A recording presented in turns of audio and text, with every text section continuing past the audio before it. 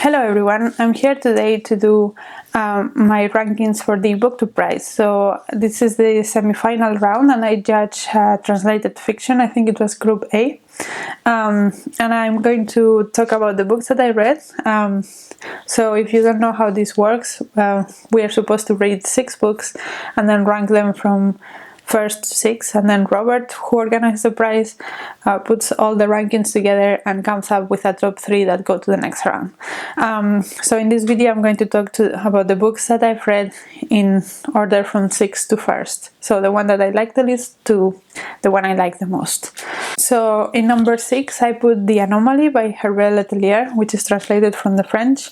And this is a book, maybe it's like spoilers, but so the concept of the book is that there's this plane that takes off and then there's a very high turbulences, and it kind of, in a sci-fi way I guess, it divides the plane. So there is a plane that arrives in March and the exact same plane arrives in June with the same exact people, but they haven't lived those 3 months.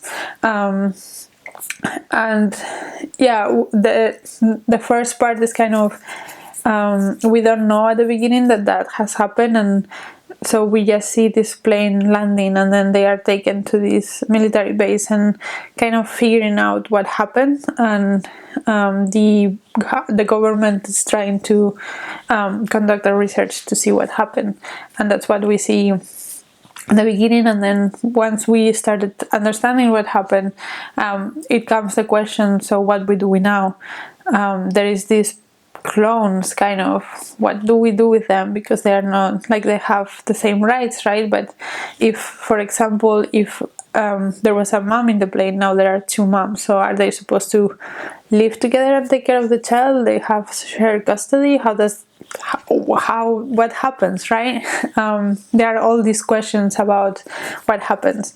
And the reason I put it in 6th place is because to me it just felt like this author was seeing some sci-fi movie on TV and he thought, oh, that would be a fun thing to write about, and then he just wrote something random, and it didn't really feel like there was a point to it. I like the thought experiment of what happens if there are suddenly 2 copies of one same person, but that was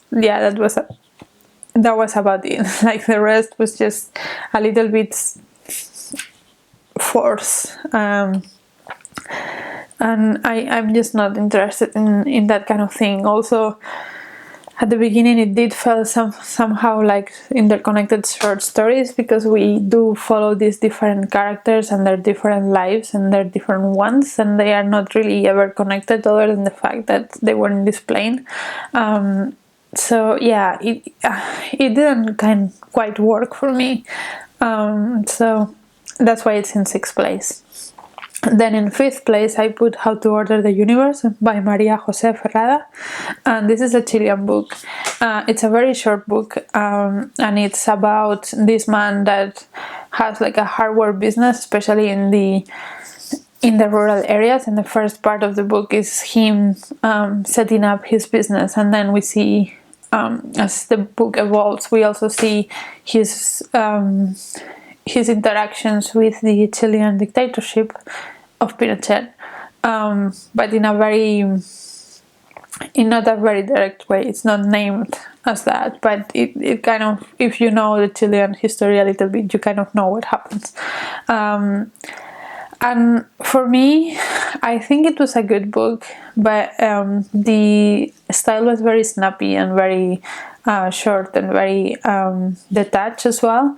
So I didn't quite connect with the characters as much, like even to the point like they are not named in the book, they are just referred by letters. And the political part, which was the part that I was most interested in, only happens at the end of the book, and so it's a little bit, it sometimes feels like a bit of an afterthought, which I thought was not the best way to portray it. I mean, I guess that's how it happened for a lot of people, but I'm not sure that it worked in the book to portray it that way. And I was honestly not that interested in this man's hardware business. So, yeah, I found it that sometimes it was compelling and sometimes it was just not that interesting, and it is very fast to read. It's I think like 100 pages or something like that, for sure less than 200. So I never felt like I wanted to stop reading, but yeah, it was just not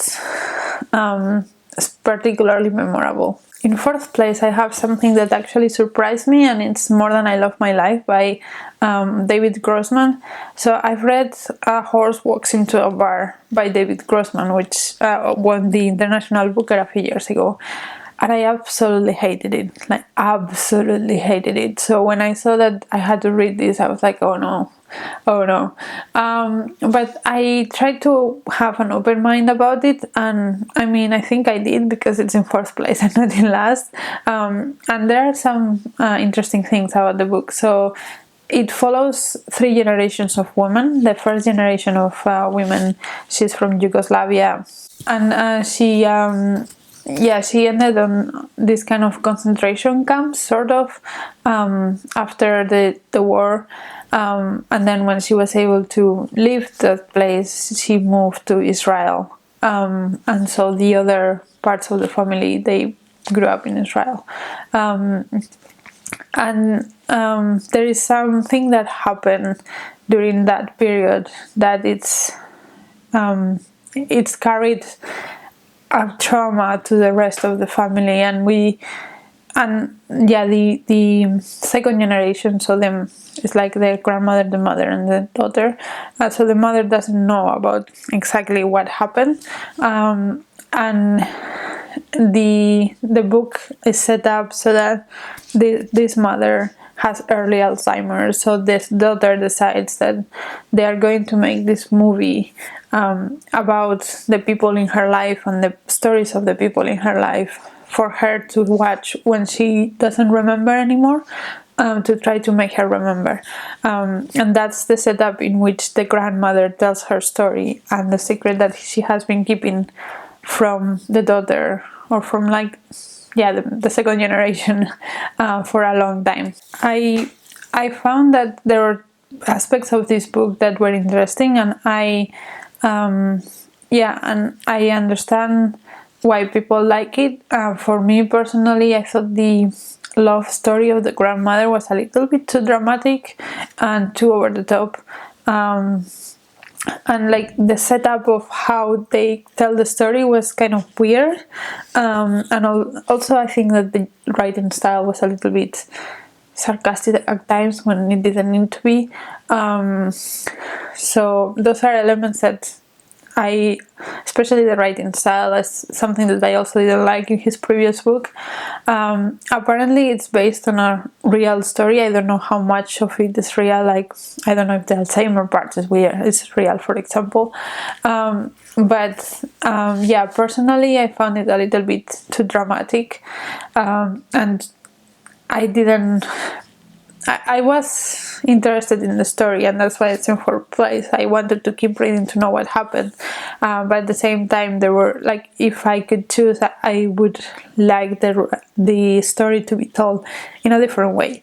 So yeah, it was better than I thought it was gonna be, but it was still not as good as it could have been. Especially there is another book about Yugoslavia in this group that I liked much better, so that probably took away as well from this book.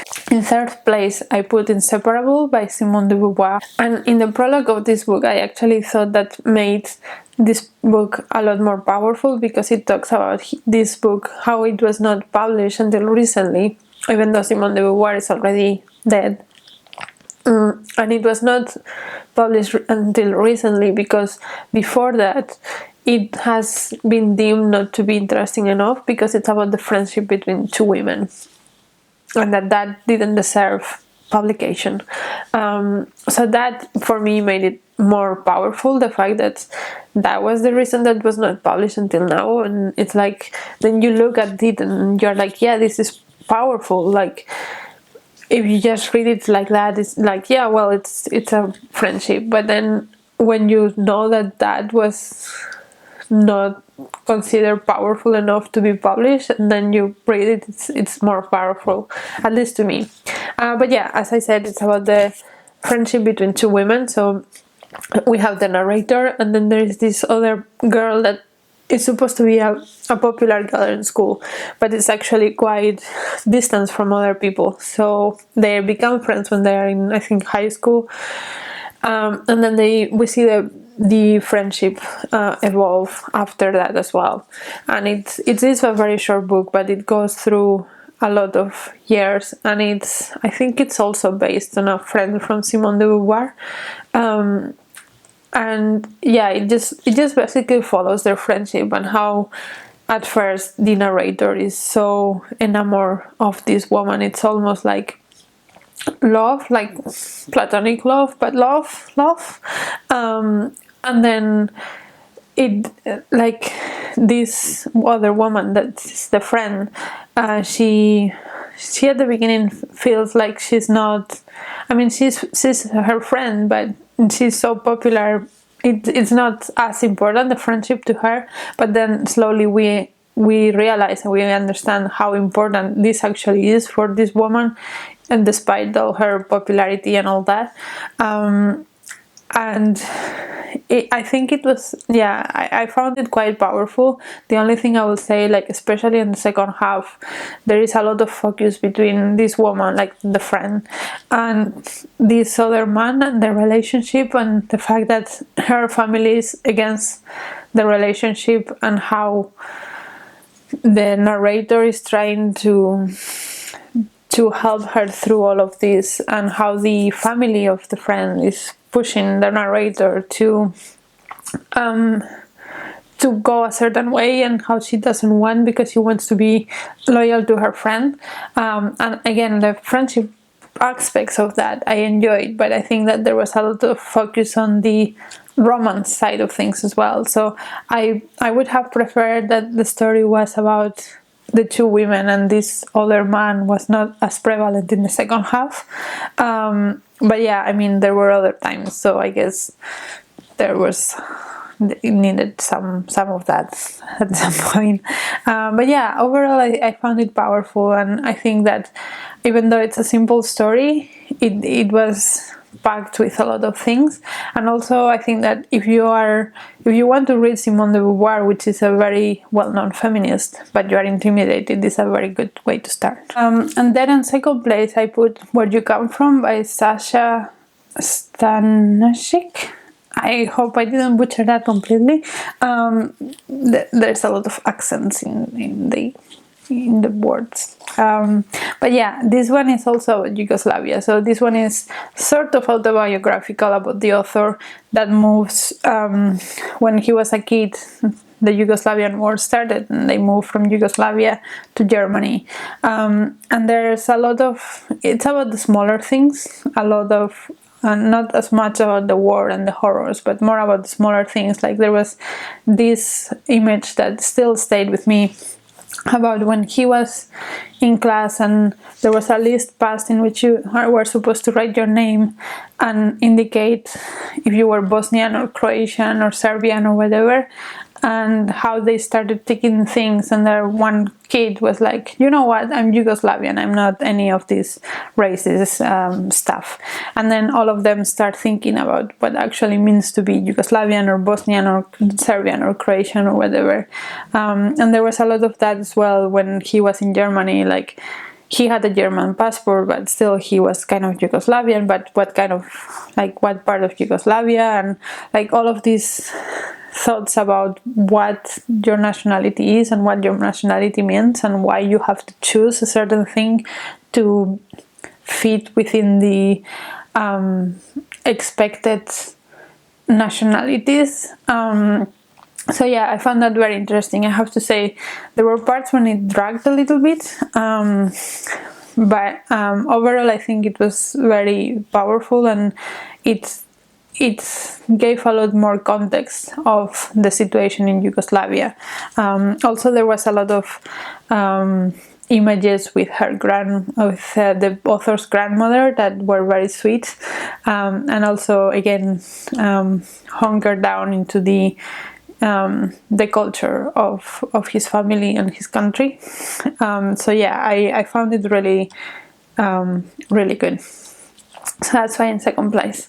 And in first place, it's one that I had already read before this. I read it a couple of years ago and it still stays with me, and it's The Art of Losing by Anis Sariter, which is about, I think it's also semi-biographical. It's about 3 generations, and the oldest generation decided to go from Algeria to France and move, and the second generation, he was a child when that happened, and then the third generation is this woman that feels like has roots in Algeria but doesn't quite know the country because she has never been, and it's all about what home means and what nationality means. I guess I like books on nationality because the top 2 are about nationality, but yeah, it's about how do you define where you come from, and I think that that's an increasingly important topic in this day, because more and more people are from several things at once. Like, you cannot just say to a person that has Algerian family that was born and raised in France, you're just French or you're just Algerian. You're both, right? And I think that this book, and also the Where We Come From, they explore that in a lot of nuance, and I really enjoyed that. So yeah, that's my top 1. So yeah, that's my number 1. Let me know if you have read any of these books, if you agree with my rankings. If you have judged the Booktube prize as well, let me know. And if you have a video, let me know as well, and I can go check it out. And until next video, bye!